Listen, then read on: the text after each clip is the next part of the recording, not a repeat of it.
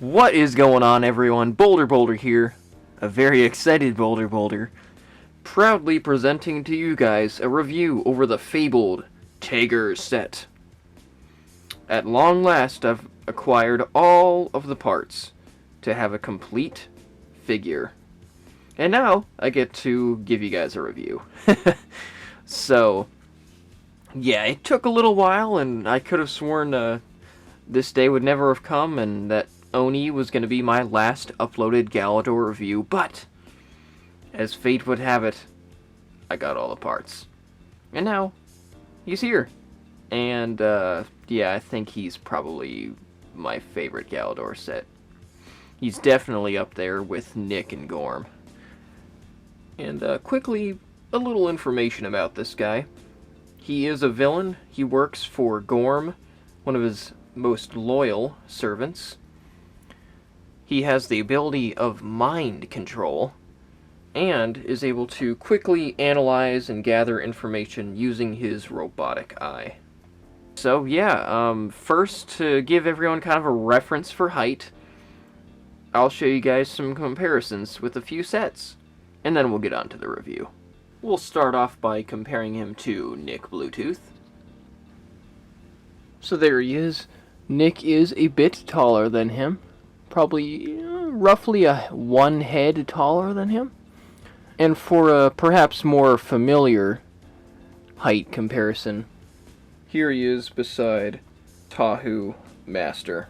And he's roughly the size of Nick Bluetooth. So yeah, that's kind of the size and scale we're dealing with here. So here's a look at his feet. Purple feet with some black soles on them. Of course, with the slots where you can put them on Lego studded base plates, I guess. One unfortunate thing about this set, though, is the limited articulation in the ankles. As you can see, that's all the way forward, all the way back. It does have some tilt, though, which is nice. Unfortunately, this does limit posability. But there's no real issue with the hips or the knees, though. Those are just as good as any other Galidor set. And I also like that on his ankles and wrists, you kind of see this little octagon in there.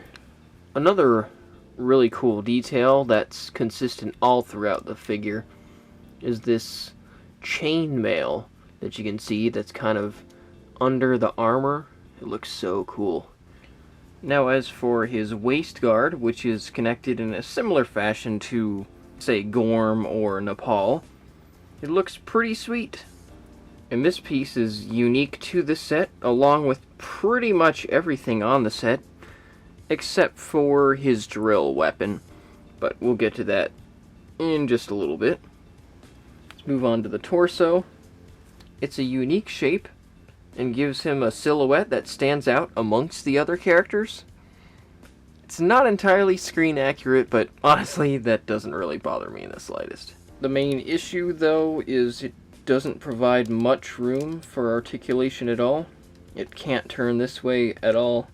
You can turn this way some, and we'll go ahead and look under there. Just, yeah, like I was saying, there's that chainmail detail, silver, gray. I really like the color scheme on this too. I kind of have an affinity for purple colored parts. I'm not sure why, but pretty cool. There's a look at his arms. It'd be a little bit easier here to kind of get the look at the detail, because this piece is the same as his upper legs, except just in purple. The lower arm, really cool. I like these hands. They look pretty sweet. And more of that chainmail look. It's a very aesthetically pleasing set because all the parts really do just fit together. And they look right, you know? Before I get to Tiger's glitching feature, there's a fascinating discovery that I simply must share with you guys.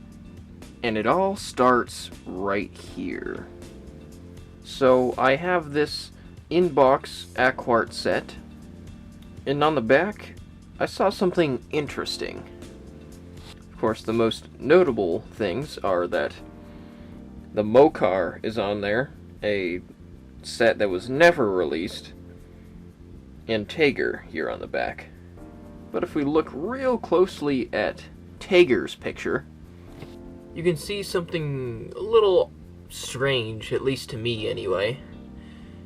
You can see a Yen's upper arm right there attached to his drill weapon, because I had to buy 2 partial Tagers to get an entire Tager.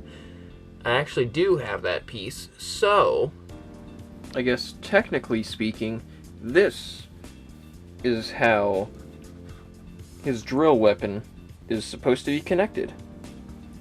I'd always assumed this is the way that his drill weapon was connected, but as evidenced by the discovery, not so. So there's a bit of a deep cut for a line that's already quite a bit of a deep cut in and of itself.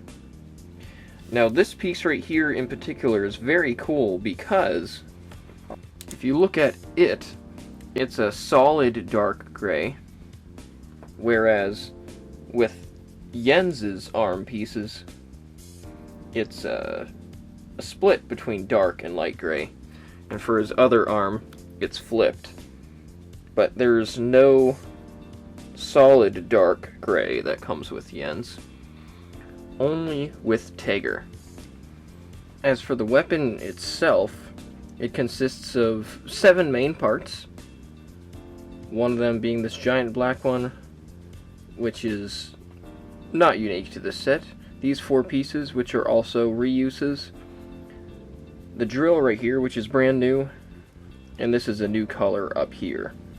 And with the usage of all these large pieces, it gives the weapon a lot of mass. And here it is from the other side. Fairly simple, but it definitely gets the job done. And lastly, we'll take a look at the head. And since his shoulders are raised so high, it's kind of hard to see all of the details on his head.